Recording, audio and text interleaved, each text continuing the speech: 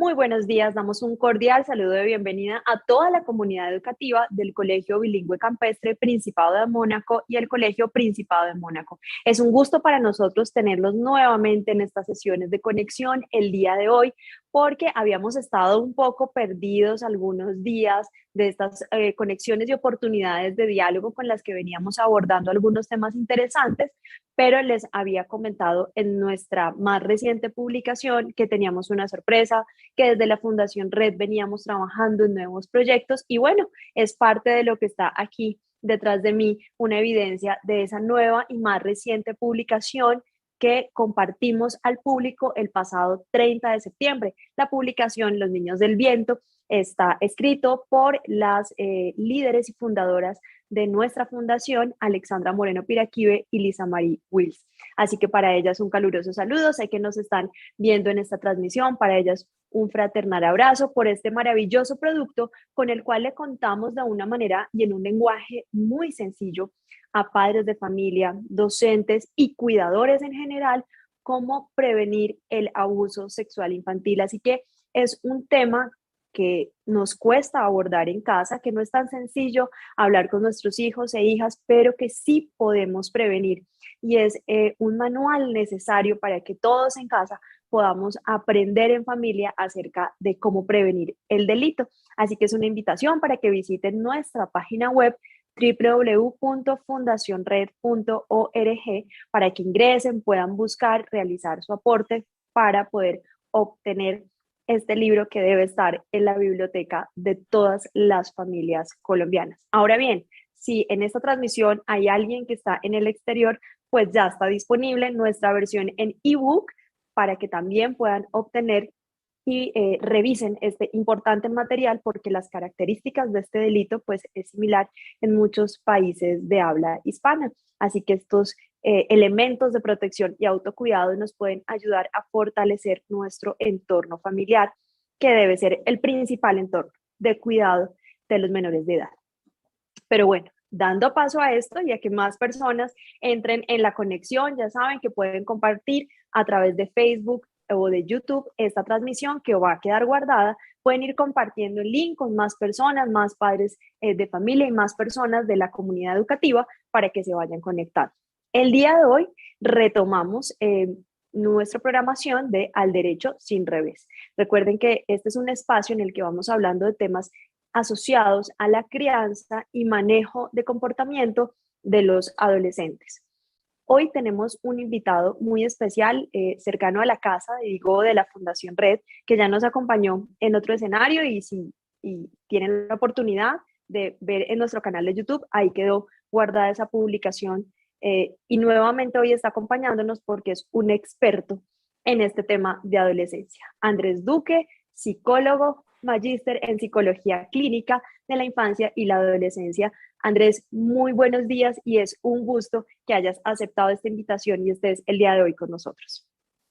Buenos días a ti, a la Fundación. Muchas gracias por esta invitación, por compartir estos espacios y sobre todo por esa preocupación que tienen frente a mejorar la calidad de vida de las personas, de las familias, desde lo que podemos aportar en el conocimiento de la disciplina y así mejorar las relaciones y bueno, cada uno de esos objetivos que nos hemos planteado. Claro que sí. Y gracias por siempre tener esa buena disposición de acompañarnos en estos espacios que nos llevan a reflexionar en torno a muchas cotidianidades y situaciones que suceden en el entorno familiar y en el entorno escolar.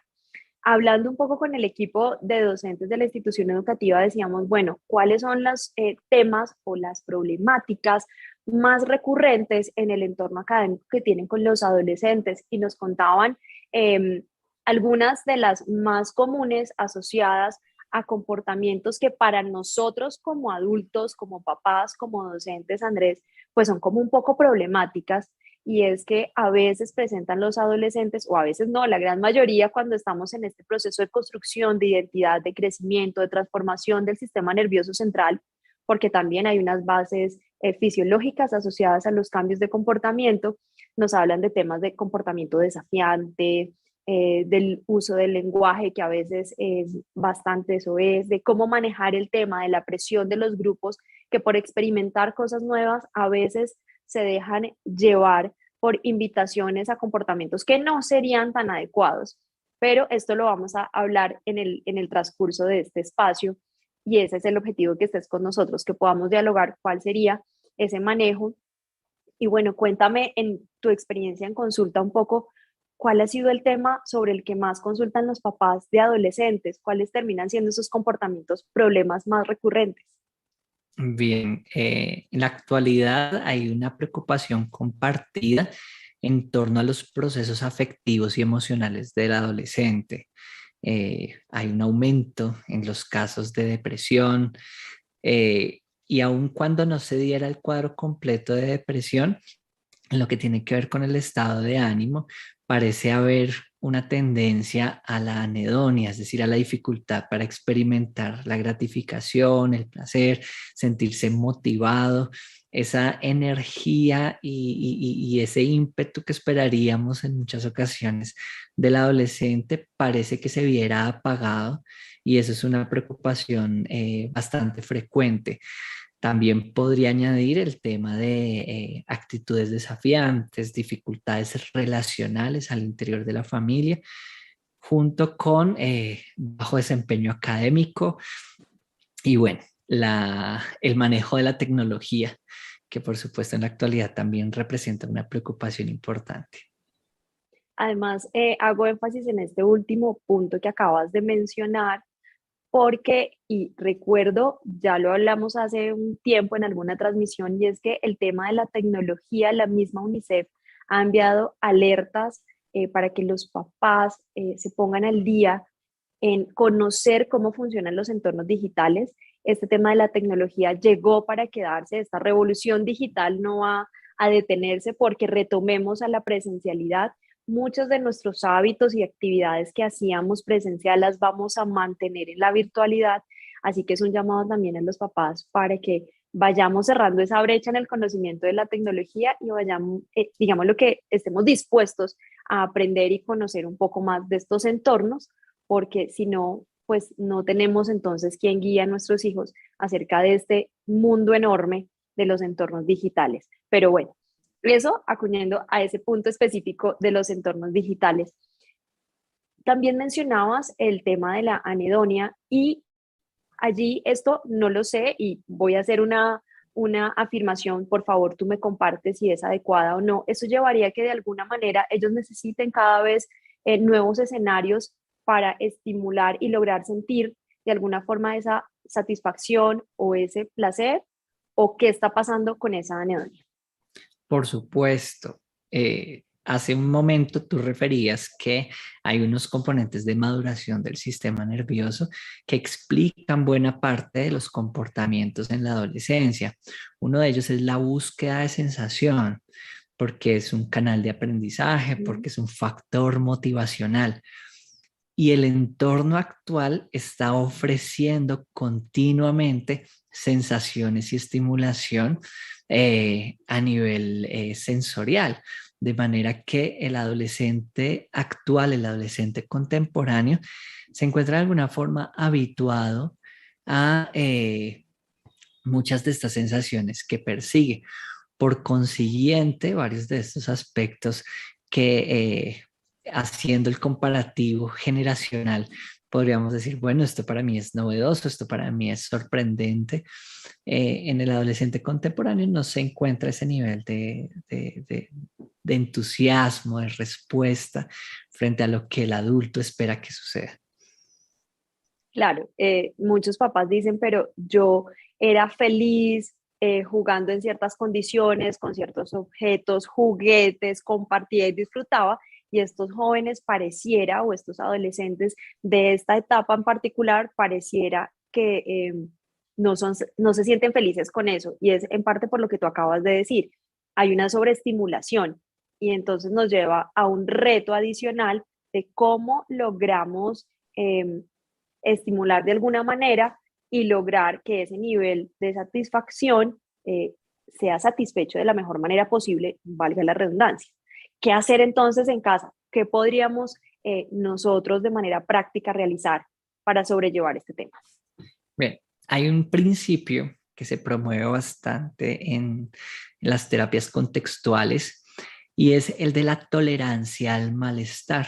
Tradicionalmente se nos ha enseñado que las emociones hay que aprender a regularlas. Se promueve bastante el autocontrol y hemos entendido que el autocontrol tiene que ver con postergar la respuesta emocional o disminuirla. Y sin embargo, hoy en día empezamos a entender que muchas de estas respuestas emocionales son absolutamente adaptativas, son absolutamente necesarias y que además hemos aprendido a evitarlas. Y desde esa evitación procuramos aquellas emociones que son gratificantes, que son agradables. Entonces, paradójicamente, y en respuesta a la pregunta, paradójicamente hay que aprender a aburrirse, hay que aprender a estar en estados de monotonía. Eh, Precisamente es una idea absolutamente contradictoria con lo que se plantea en el sistema escolar, con lo que se plantea en los medios de entretenimiento, con lo que se plantea incluso en el marketing, porque tenemos justamente esta obligación actual de generar frenesí, de generar activación. Los docentes en la actualidad están luchando con eso, lidiando con, bueno, tengo mucho que enseñar, tengo conocimientos muy interesantes que compartir, pero además tengo que encontrar la pedagogía para que esos conocimientos sean atractivos. Y en esa búsqueda de la pedagogía, muchas veces la tarea empieza a darle mayor protagonismo a las sensaciones que pueda generar una clase, a las sensaciones que pueda generar un fin de semana en familia, que el mismo contenido o que el propio conocimiento.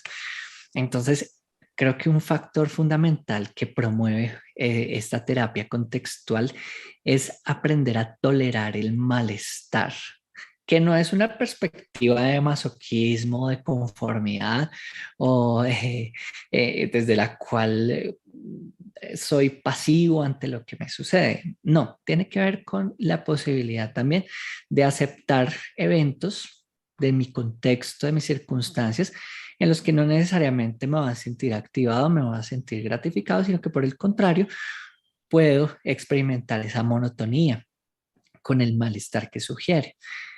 Dado que el aburrimiento y la monotonía son el motor de la creatividad, deja a un niño, a un adolescente en una habitación sin ninguna pantalla, con las paredes totalmente blancas y tal vez un par de hojas y colores, y con el tiempo irremediablemente se va a acercar a generar el acto creativo del arte, precisamente porque son sus opciones disponibles. Entonces, en buena medida, nosotros como adultos hemos sido responsables de ello, dado que venimos de una generación en la que procuramos compensar algunas de nuestras experiencias en infancia.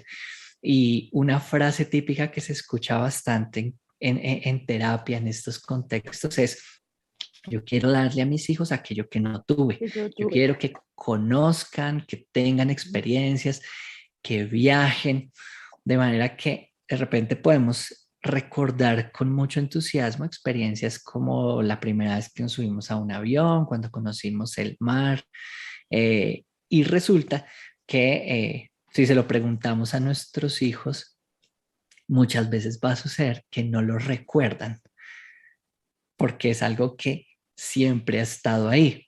Claramente, estoy hablando también, pues en reconocimiento de circunstancias y pues del acceso que se pueda tener a este tipo de experiencias y guardando la proporción, porque sabemos que pues también no siempre es posible tener este tipo de acceso, es un privilegio.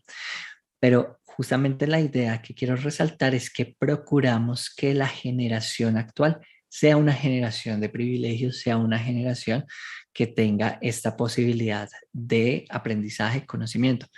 Y que esto sea bueno o que sea malo, no tiene pues una valoración al respecto, pero sí nos permite entender que las experiencias sobre las cuales nuestras hijas y nuestros hijos están valorando las nuevas experiencias pues son muchísimo más amplias, de mayor bagaje y de mayor riqueza. Al interior de casa también. Eh, entonces no vamos a salir de vacaciones, pero tenemos acceso a tales plataformas de entretenimiento, a tales medios, a tales consolas. Entonces, cada uno de los elementos disponibles en casa está orientado a una función muy particular, muy especial, que es la del entretenimiento, la de la activación. De manera que ese bombardeo, esa sobreestimulación, por supuesto que va a generar que también las expectativas y la búsqueda de novedad se intensifique. Y acabas de mencionar algo muy interesante y es cómo en familia el uso de ciertos elementos como la tecnología, los videojuegos, las plataformas, hacen que muchas veces en casa todos estemos conectados, pero en diferentes actividades, donde las relaciones interpersonales de alguna forma se suprimen porque no estoy conectado, por así decirlo, con mi familia, no estoy haciendo algo en familia, sino que estoy conectado, probablemente todos tenemos sesión en la misma plataforma de televisión, cada uno diferente, vemos diferentes programas desde su habitación, desde su espacio. Algunos papás dicen, yo sé que está en su habitación jugando, sé que su juego favorito es este, no menciono marcas para no casarme con ningún juego ni marca, eh, pero se confían y dicen, todos estamos en casa, están en un mismo lugar, pero probablemente sus vínculos emocionales estén supremamente desconectados entre sí y sus ocupaciones estén en esa estimulación. ¿Eso de alguna manera afecta el comportamiento? Por supuesto, por supuesto. ¿En qué medida afecta el comportamiento? Que aquellos factores que pueden ser protectores, como la confianza, los espacios de diálogo, la conversación con el adulto, terminan por restringirse. Y en esa restricción, pues hay menos oportunidad de conocer las necesidades del adolescente y también menos oportunidad de acompañar su proceso, sumado Como a que que el modelo de adolescente que presentan tales medios, entonces se vuelve un referente mucho más significativo que el modelo que pueda plantearle la familia. tenemos, yo siempre insisto, Andrés, en que estamos en un riesgo donde probablemente haya alguna generación educada por las plataformas digitales y las aplicaciones, porque pasan demasiado tiempo conectados y los papás desconocen contenidos, influenciadores y no tienen claro qué tipo de información acceden sus hijos. Y se ven únicamente casi que para las discusiones, me citaron otra vez al colegio, que usted volvió a hacer esto, y casi que para recriminarse, porque ni siquiera termina a veces siendo como un castigo, sino una discusión y se convierte en una discusión de tú a tú con respecto a algún comportamiento que haya sido problema. ¿Cómo podríamos entonces mejorar estos escenarios? Ya nos das algunas pautas, hay que fortalecer estos elementos protectores, pero con estos papás que ya se desconectaron de sus hijos emocionalmente y que se ven únicamente para las situaciones en el colegio porque hubo algún comportamiento desafiante, porque se quejaron, pasó algo malo en el colegio. ¿Qué sugerirles a estos papás que se pueden sentir identificados y decir, soy yo? Bueno, en primera instancia, vale la pena recordar que la adolescencia es la etapa de evaluación, la etapa de estudio es la infancia. ¿A qué me refiero con esto? Sí. Que conforme avanzamos en las etapas de desarrollo, la injerencia que vamos teniendo como padres y cuidadores en la regulación y en el control de comportamiento disminuye. No se ausenta, no se anula, pero disminuye. ¿Qué otros factores empiezan a ser constitutivos de la relación? Como la complicidad, el vínculo y el disfrute. En la etapa de infancia es cuando se generan esos hábitos, ese ajuste a un sistema normativo, a todas estas cotidianidades. Entender que la tarea propia de la adolescencia es la autonomía y el desarrollo de identidad implica aceptar que como padres y cuidadores tenemos esa disminución en nuestra injerencia, en nuestra posibilidad de control.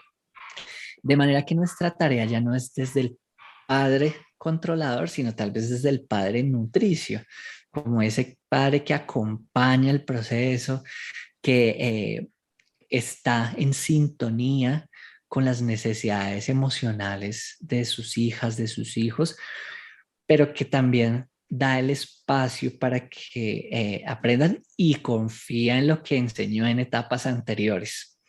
Entonces, es un voto de confianza que en últimas pues también resulta ser muy confrontativo para las madres, para los padres, porque nos genera también ese temor. En últimas, sabemos que cada etapa, cada época de la vida, pues presenta sus factores de riesgo, sus condiciones externas, ambientales, y nos asusta que no podamos protegerles. Y en esa preocupación podemos incurrir en estrategias de sobrecargarlos de control, sobrecargarlos de normas, cuando era una tarea a generar en etapas anteriores y que en la etapa de la adolescencia entender que esa búsqueda de autonomía, esa búsqueda de individualidad separa al niño del mundo adulto y lo acerca al mundo de sus contemporáneos. Entonces, los referentes sociales van a tener ese protagonismo. De hecho, ahora que mencionabas el tema de del acceso a la información, del uso de las redes sociales, de los contenidos, hay una frecuente observación que hacen los padres en consulta y es en torno al acento de sus hijos. Y ese es un claro indicador de la globalización que estamos presenciando. Entonces muchos papás en consulta dicen, oiga, es que mi hijo habla como si fuera mexicano, habla como si fuera español, parece que tuviera un acento extranjero. Y es tal como lo acabas de mencionar, que pues un mayor exposición a referentes están siendo youtubers, están siendo chicos de otras locaciones, de otros países con los que están jugando en línea. Entonces es inevitable que en este momento se empiece a generar esa homogenización en comportamientos y en patrones culturales y que incluso atañen al lenguaje. Eh, muchas preocupaciones tienen que ver con eso, como el uso de palabras soeces. Pero lo que pasa es que también hay una interpretación que necesitamos conocer del uso del lenguaje de acuerdo a las distintas culturas, a las distintas locaciones de las que son originarias esos contenidos. Para dar un ejemplo, un chico le decía a su papá en consulta como, no, yo voy al gimnasio porque quiero estar mamadísimo. Entonces el papá entendía como, bueno, quiere llegar Terrible. muy cansado y cómo utiliza esa palabra. Pero cualquier adolescente hoy te dice como, mamadísimo no es cansado, es estar fuerte, es tener masa corporal. Entonces empezamos a entender como, es que ese uso del lenguaje desde el cual venimos practicando estos juegos, estos intercambios, pues no es el mismo uso que ellos le están dando. Y genera una separación, esa brecha generacional que es típica de época en época. Ese es también un segundo elemento, aceptar y entender Okay. que las brechas generacionales son un fenómeno que sucede vez tras vez y que de hecho hay textos de Aristóteles en los que describe a los adolescentes y las descripciones que establece, creo que hoy podríamos verlas y decir, oiga, está hablando de los adolescentes actuales. Y en realidad está hablando 400 años antes de Cristo y la descripción es la misma que haría un adulto contemporáneo. Entonces el fenómeno se repite, pero esa distancia, esa separación que se da del mundo adulto, pues es también parte del proceso de formación de identidad. Y tenemos que ser muy honestos en aceptar que hay una decepción en la generación actual frente al mundo adulto y que esa decepción está absolutamente bien justificada.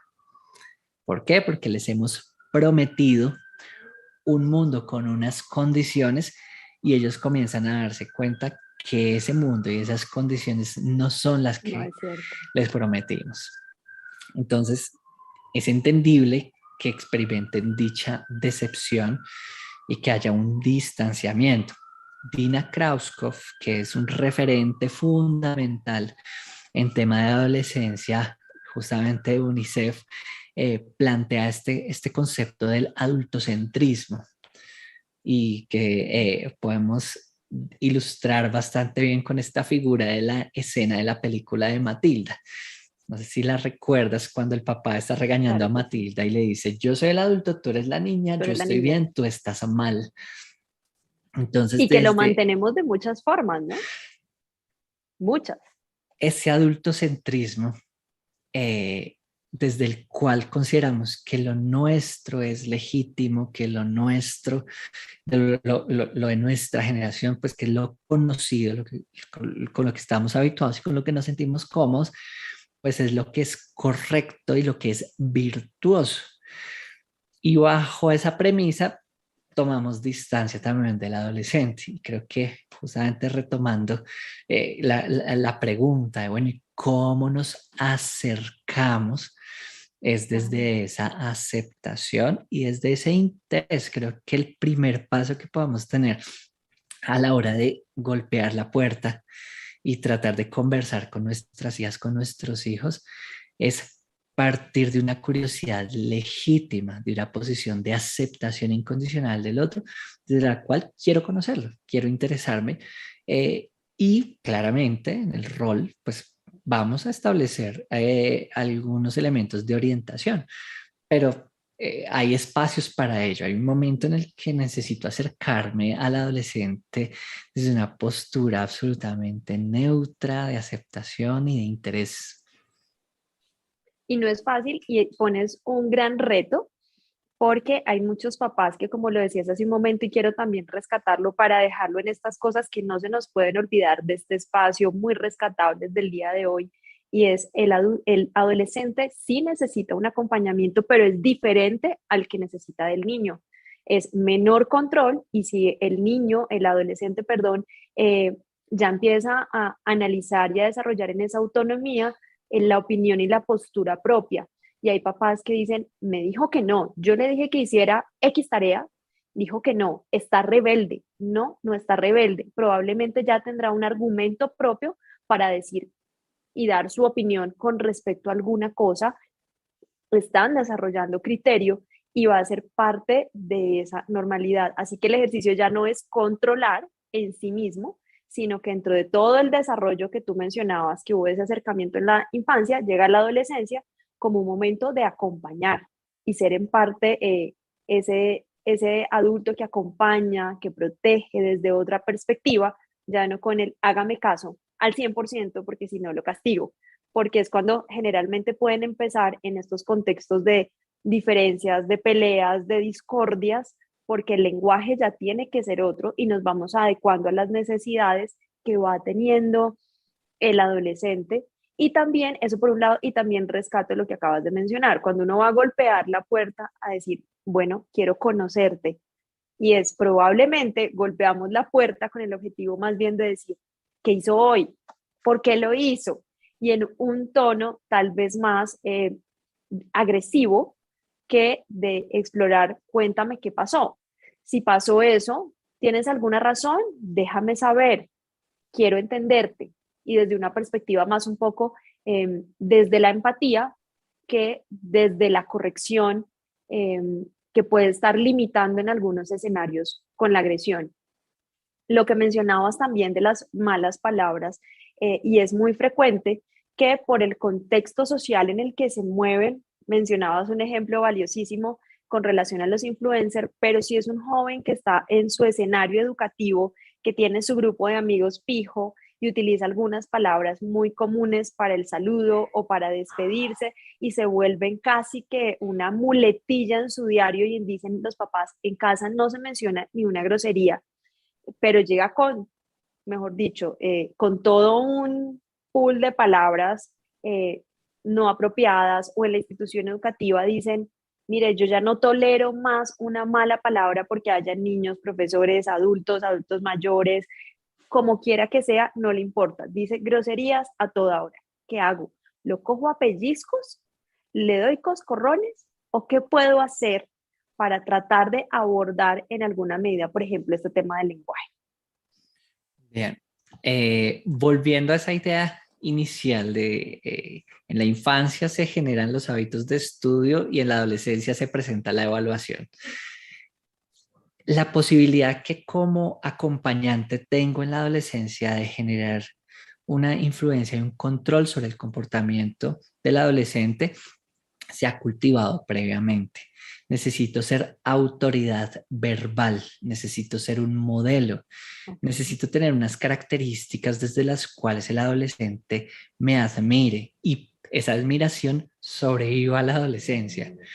Entonces, desde ahí me convierto en un referente en el que voy a poder establecer límites, voy a poder invitarle desde la reflexión, desde la argumentación, desde la insistencia también a regular su comportamiento, porque entender que haya unas motivaciones que favorecen el desarrollo y que son propios de la edad, no quiere decir que el adulto sea un espectador pasivo al respecto, porque también necesita generar el acompañamiento para la protección, para la orientación. La tarea de crianza continúa.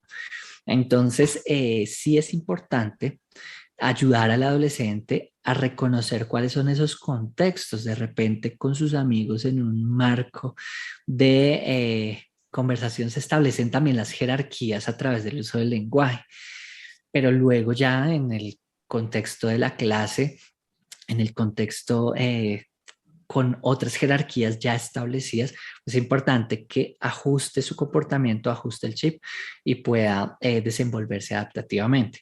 Yo creo que esta idea trae un cuestionamiento de fondo, lo que estoy planteando, y es que, bueno, usted está diciendo que mi hijo no va a ser el mismo con sus amigos que va a ser en la casa y que va a ser en el colegio.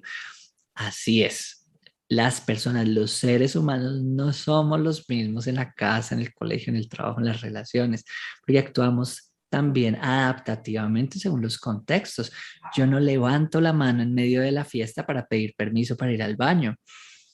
Entonces, ese comportamiento que esperamos en el aula no es necesario que se aplique en otros contextos, y esto no implica pues, que la persona esté fallando ética o moralmente.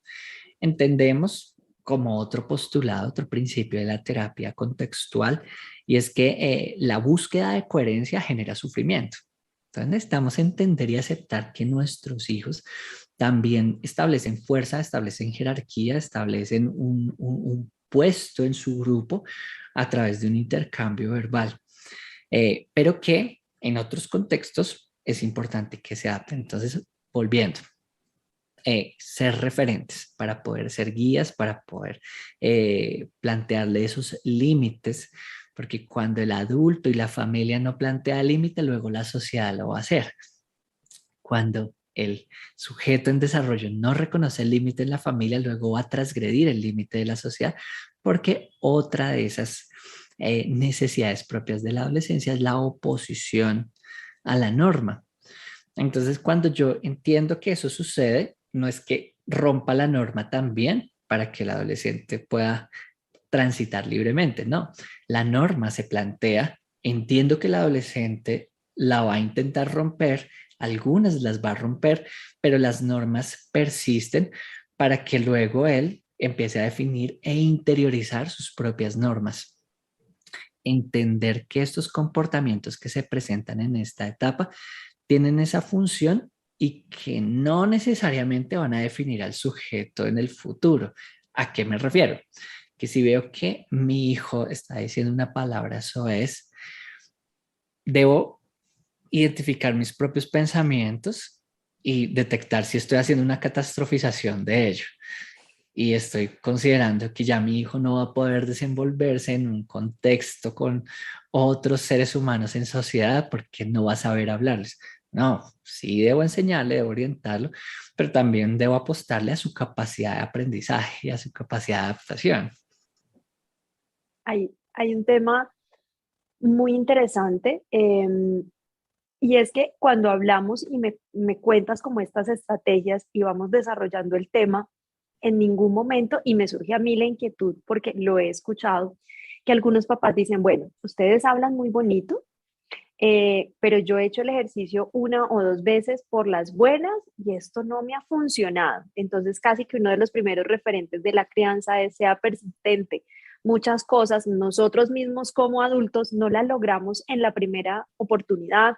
Cuando empezamos a conducir el carro nos empezó a fallar y cuando íbamos arrancando como que no, y por ensayo y error y por persistencia logramos aprender y mejorar la técnica, pero esto también nos pasó con muchas otras cosas. Así que en temas de crianza hay que persistir y no esperar que ante necesariamente la primera instrucción la ejecute, por así decirlo, de manera inmediata y perfecta continuamente, porque somos humanos y en el camino podemos cometer errores y tenemos la oportunidad de mejorar. Y lo otro, porque hay papás, Andrés, que muchas veces dicen, bueno, como retomando el ejemplo, lo intenté dos veces a las buenas, como no quiso, la tercera a las malas. Entonces, tiene su castigo, que el castigo no termina siendo mejor algo de violencia física. Tiene su golpe, yo le hablo más duro, aquí nos vamos a los gritos, manda más usted o yo, y aquí definimos, porque hay papás que tienen ese tipo de características en los escenarios de crianza. Eh, y hay gente que dice, el castigo físico no pasa nada, es la mejor forma de que las personas entiendan. A mí me educaron así y mire lo bien que estoy. Eh, ¿Qué poder argumentar? Yo lo tengo claro, pero si se los digo yo, me van a decir usted siempre con el mismo cuento. Entonces prefiero que otro profesional nos cuente qué pasa con el tema del castigo físico y si es la mejor estrategia para modular el comportamiento de los adolescentes. El castigo físico funciona y funciona bajo la premisa de que evolutivamente hemos aprendido a responder con mucha más efectividad ante situaciones aversivas, ante situaciones que nos generan malestar y dolor. Pero que funcione y que funcione bajo ese precepto no quiere decir que sea la mejor manera, porque también hay muchos aspectos que funcionan y aún así no los utilizamos. Eh, Podríamos simplemente eliminar, hacer nuestras deposiciones en mitad de la calle. Funcionan, ¿no? Estamos cumpliendo la función biológica y sin embargo no lo hacemos. ¿Por qué?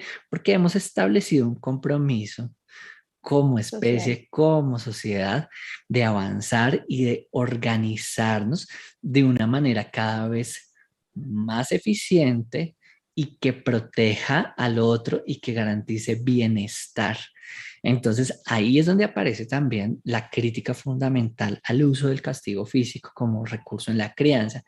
Y es que eh, en ese infringir daño al otro, en ese infringir dolor al otro, se ponen en contradicción principios que necesitamos conservar, como el principio de la confianza, del cuidado y la protección.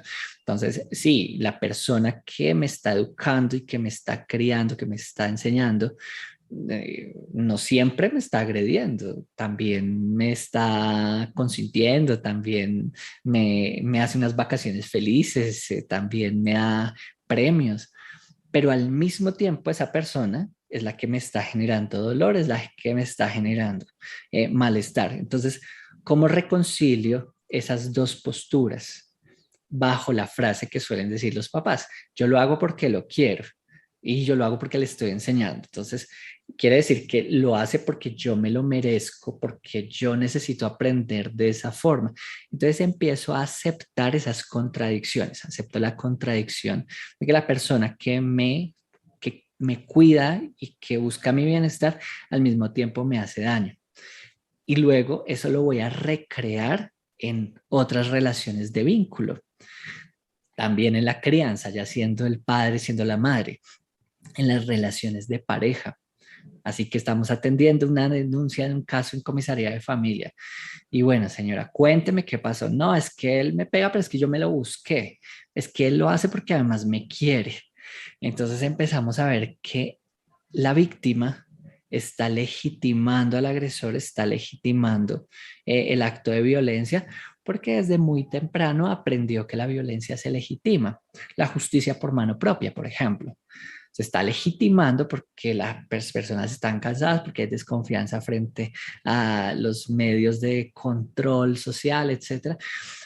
Pero siempre está de fondo esa idea de legitimar la violencia porque es la mejor salida y porque así se establece el límite. Y entonces todo eso nos lleva a que validemos la violencia. Validar la violencia es disponerme a la violencia. Y empiezo a entender que si alguien me cierra mientras voy conduciendo, pues no es necesario que yo baje el vidrio o cierre al otro y de una vez busque el conflicto, que puedo resolver emocionalmente también esa situación. Empiezo a darme cuenta que en mis obligaciones me puedo autorregular y no bajo principios aversivos, como tengo que preparar informes, tengo que estudiar para evaluaciones, preparar parciales, etcétera. Y resulta que me cuesta organizar mi tiempo, me cuesta sentarme a trabajar autónomamente, porque desde niño aprendí que tiene que haber un control con el físico que me impide a mí interiorizar mis propias normas. Entonces, la procrastinación, por ejemplo, empieza a ser una posible secuela de esas pautas, como que si no tengo el control externo y me corresponde a mí generar la gestión de mi propio comportamiento, no tengo cómo hacerlo, no sé cómo hacerlo. Así que relaciones interpersonales, rendimiento en el trabajo, rendimiento académico, visión de la vida, porque, bueno, me pasan cosas buenas y lo valido con este dicho, ¿no? No me río tanto porque después termino llorando. Eso, de eso tan bonito no dan tanto. No tanto. ¿Por La qué? letra con sangre entra. Porque estoy pensando que si las cosas están bien, falta el drama, falta el drama.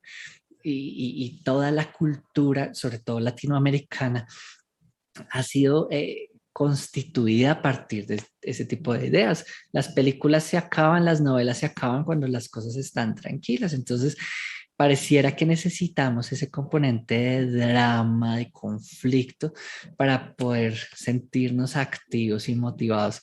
Y eso es una secuela de haber legitimado como sociedad ese tipo de control. Bueno, y aquí nos has dado una respuesta muy interesante que, reitero, es una alerta para que quienes nos están viendo, sintonizando o le enviaron después esta transmisión y está viendo y reproduciendo el video después, es muy importante aclarar y en ese mismo sentido ya nos muestras brevemente, porque es una respuesta breve para la cantidad de efectos, muy práctica con respecto a los efectos de la violencia, pero además siempre recordar que la mejor forma de mostrar autoridad y de acompañar el crecimiento no está ligado a la violencia y que la disciplina se puede generar de otras formas sin que se involucre la violencia física. Entonces, este es un escenario maravilloso.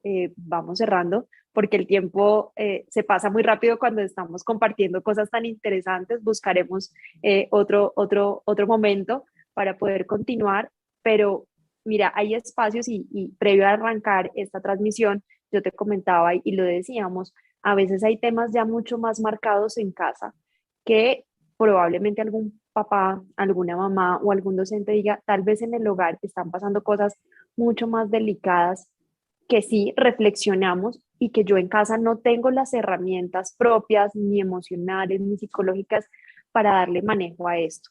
Cuando esto sucede y siento que no tengo los recursos para dar manejo o gestionar lo que está sucediendo en casa, ¿es necesario buscar ayuda profesional?